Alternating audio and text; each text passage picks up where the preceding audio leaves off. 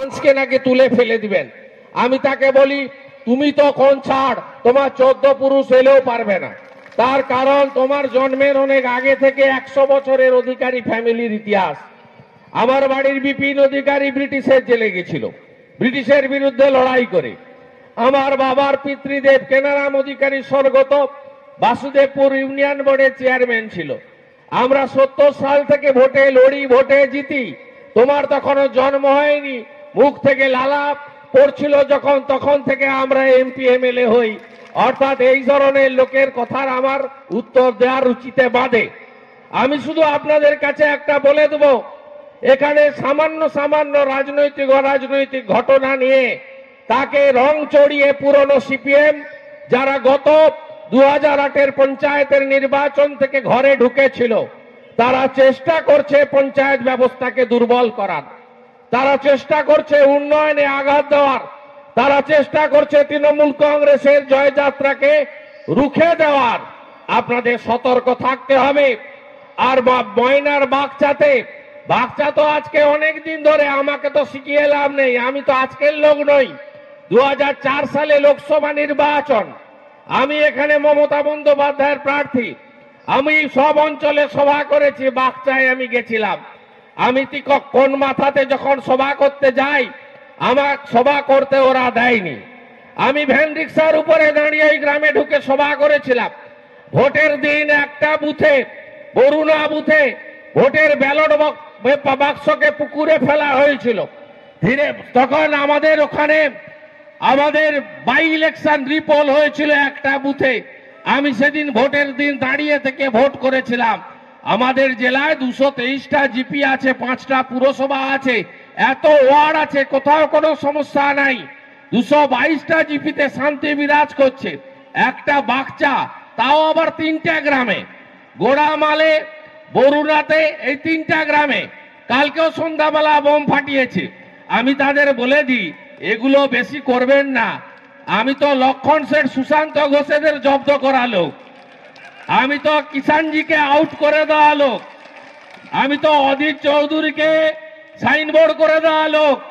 তা আমাকে আপনারা দরকার খাটাবেন না। আমি চাই শান্তিতে সবাই থাকুক, আমি চাই মিলেমিশে থাকুক। কারণ ময়না আগে বন্যায় ভাসত, মমতা বন্দ্যোপাধ্যায় ছিলেন বলে, কেলেঘাই কপালেশ্বরী করেছিলেন বলে ময়নাতে এখন বন্যা হয় না। ময়নার গ্রামগুলোতে এখন মোরাম রাস্তা হয় না, ঢালাই রাস্তা, পিচের রাস্তা হয়। আমি যখন প্রথম 3-4-এ এসেছিলাম, তখন ময়নার 80 গ্রামে বিদ্যুৎ ছিল না। আর 8 সালে জেলা পরিষদ হওয়ার পরে 100% গ্রামে আজকে বিদ্যুৎ হয়েছে। এমন কোন বিদ্যালয়, কলেজ, মাদ্রাসা দেখাতে পারবেন না যেখানে উন্নয়নের ছোঁয়া আমাদের সময়ে পৌঁছায়নি। আর তারপরে জননেত্রী মমতা বন্দ্যোপাধ্যায়, তিনি জন্মালে শিশু সাথী, মারা গেলে সমব্যথী, তিনি কোথায় নেই। আর কৃষক আত্মহত্যা করেছে এই বিজেপির সময়ে, আপনারা সেটা দেখেছেন। অর্থাৎ উন্নয়নের প্রতিযোগিতায় এরা নেই। তৃণমূল যদি 2012 সালে রেল মন্ত্রক ছেড়ে না দিত, তাহলে আমি যেটা করে দিয়ে এসেছিলাম দিদিকে ধরে, যে বলাই ময়না থেকে বলাই, নন্দকুমার থেকে বলাই পন্ডা রেল লাইন, যা সার্ভে কমপ্লিট হয়ে গেছিল, সে কাজ আজকে শেষ হয়ে আজকে রেল চালু হয়ে যেত, তৃণমূল যদি 12 সালে না ছাড়তো। আজকে 4.5 বছর দিল্লির বিজেপি সরকার কি দিয়েছে আপনাদের বলুন, কি দিয়েছে? একটা উন্নয়ন বলুন?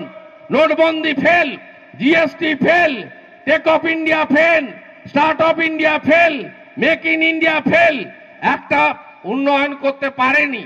আর ভারতবর্ষকে একটা এনআরআই প্রধানমন্ত্রী দিয়েছেন। তিনি কি করেছেন? 93টা দেশ ঘুরেছেন। খরচ করেছেন কত?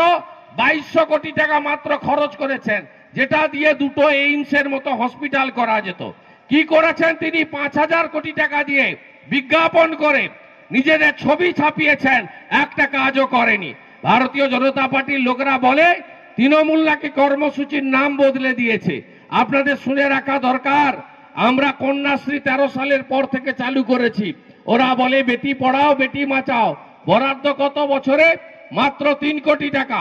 আর এর কোনো হিসাব নেই, যে হিসাব ভারতীয় জনতা পার্টিকে 19 সালে 272টা সিট নিয়ে দিল্লিতে আনতে পারে, এমন কোনো হিসাব নেই। তাই এই লোকেরা মূলত সিপিএম এর লোকেরা, যারা পুরনো সিপিএম, যারা মাথা তুলতে পারেনি তারাই আজকে বিজেপিতে গিয়ে এই গোলমালটা করছে। আর পিছনে বিজেপি সিপিএম এর মদত আছে। আমি সব সভাতে আমি একটা কথাই বলি যে বোতলটা নতুন, মদটা পুরনো। এদের থেকে সাবধান আপনাদের থাকতে হবে এবং ঐক্যবদ্ধ থাকতে হবে। আমরা উন্নয়ন দিয়েছি, মমতা বন্দ্যোপাধ্যায়, এটা আজকে তোমাদের দলের লোকেরা বলতে শুরু করেছে। তাই বিজেপি গনফট, বিজেপি হারবে নিশ্চিতভাবে। লোকসভা নির্বাচনে বিজেপি হারবে। আমি শুধু মাথা ঠান্ডা রেখে কাজ করতে বলবো। সোশ্যাল মিডিয়ায় ভুল প্রচার করবে, সতর্ক থাকবেন। ক্রস না করে আপনারা জড়িয়ে পড়বেন না। প্রজাবাড়ের মতো ঘটনায় পঞ্চায়েতের মেম্বার জড়িয়ে পড়বেন না। মানুষ যা চাইবে না আমরা তা করতে দেব না, আমরা তার সঙ্গে নেই। এখানে একটি মৃত্যু ঘটেছে সোমনাথ বেরা, তরতাজা যুবকের। আমাদের বেদনা আছে, দুঃখ আছে। আমি নর্থ বেঙ্গল থেকে ছিলাম, মালদা মুর্শিদাবাদে খবর নিয়েছি। এই প্রকাশ্য সভা থেকে বলছি, পরিবার যদি এই মুহূর্তে কন্ট্রাকচুয়াল চাকরি চায় আমরা একটা চাকরির ব্যবস্থা করব। পরিবার যদি অর্থ সাহায্য চায় সংগ্রাম দলের মাধ্যমে আমাকে জানাবেন, আমরা অর্থ সাহায্য পরিবারকে দিয়ে পাশে দাঁড়াবো। তৃণমূল কংগ্রেস শীত গ্রীষ্ম ভরসা, মমতা ব্যানার্জি ভরসা, আমাদের কোনো বিকল্প নেই। যখন ময়নাতে বিষ মদ খেয়ে মানুষ মারা গেছিল সেদিন কিন্তু বিজেপির এই বড় বড় নেতা, অশিক্ষিত নেতা, যার নিজের মার্কশিটটা পর্যন্ত জাল, এদের টিকি পর্যন্ত খুঁজে আপনারা পাননি। সিপিএম এর কাউকে দেখেননি, আর ওই সাইনবোর্ড কংগ্রেসকে পাননি। আমি এসেছি, আমি সেই সমস্ত অসহায় বিধবা মায়েদের হাতে, দিদিদের হাতে অর্থ সাহায্য করেছি, আপনাদের পাশে দাঁড়িয়েছি। এমন অসংখ্য উদাহরণ ময়না জুড়ে আছে যেটা আমি বা আমাদের পুরো টিম সেই কাজ করেছে তৃণমূল কংগ্রেস কর্মীরা মমতা ব্যানার্জির একজন সৈনিক হিসাবে।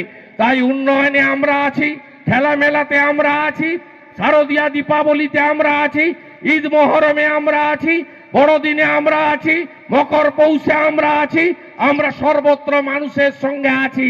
আমরা ময়নাকে নতুন করে গড়ছি। সংগ্রাম দলের নেতৃত্বে, শাহজাহান আলীর নেতৃত্বে, বিমান পান্ডার নেতৃত্বে, সুব্রত মালাকারদের নেতৃত্বে, মৃণাল সামন্তদের নেতৃত্বে আমরা আগামী দিনে এই ময়নাকে উন্নয়নের আরো চরম শিখরে নিয়ে যাব। লক্ষণ শেঠ 12 বছর এইচডিএ চেয়ারম্যান ছিল, আপনাদের এলাকাকে এইচডিএতে যুক্ত করার চেষ্টাও করেনি, উন্নয়নও করেনি। আমাদের হলদিয়া উন্নয়ন পর্ষদ 14 সাল থেকে এই 4 বছরে ময়না জুড়ে কোটি কোটি টাকার কাজ করেছে উন্নয়নের, আপনারা দেখেছেন।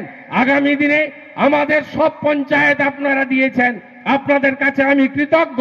যে কটা মোরাম রাস্তা আছে, বড় রাস্তা আছে, সে রাস্তাও আমরা পর্যায়ক্রমে পিচ ঢালাইকরণ করা, গাঁগঞ্জে সর্বত্র আলো জ্বালানো, স্কুলগুলোতে আরো নতুন কক্ষ তৈরি করে আরো ভালো করে সাজিয়ে দেওয়া।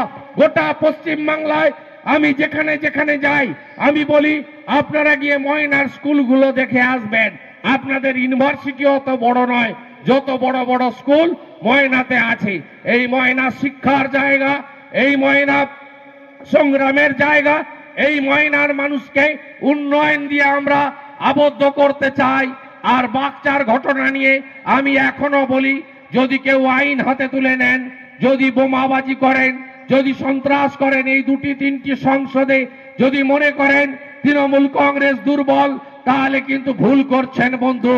আমরা সঠিক সময়ে সঠিক ব্যবস্থা নেব। আমরা গণতান্ত্রিক লড়াই চাই। 4.5 বছর মোদীজি কি করেছে, 4.5 বছর, 7.5 বছর দিদি কি কাজ করেছে, তার লড়াই হোক। সে লড়াইতে যদি মানুষ আমাদের পরিত্যাগ করে আমাদের আপত্তি থাকবে না।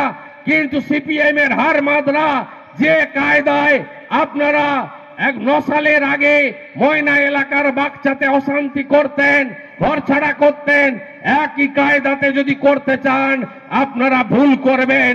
19 তারিখ ব্রিগেড চলে যাওয়ার পরে বাগচা নিয়ে কঠিন কঠোর সঠিক পদক্ষেপ তৃণমূল কংগ্রেস নেবে এবং আমরা শান্তি প্রতিষ্ঠা করব। এইটুকু কথা বলে আগামী 19 তারিখে সকাল সকাল ব্রিগেড যাবেন, দলবদ্ধভাবে যাবেন। মমতা বন্দ্যোপাধ্যায় সেদিন বক্তব্য রাখবেন। সারা ভারতের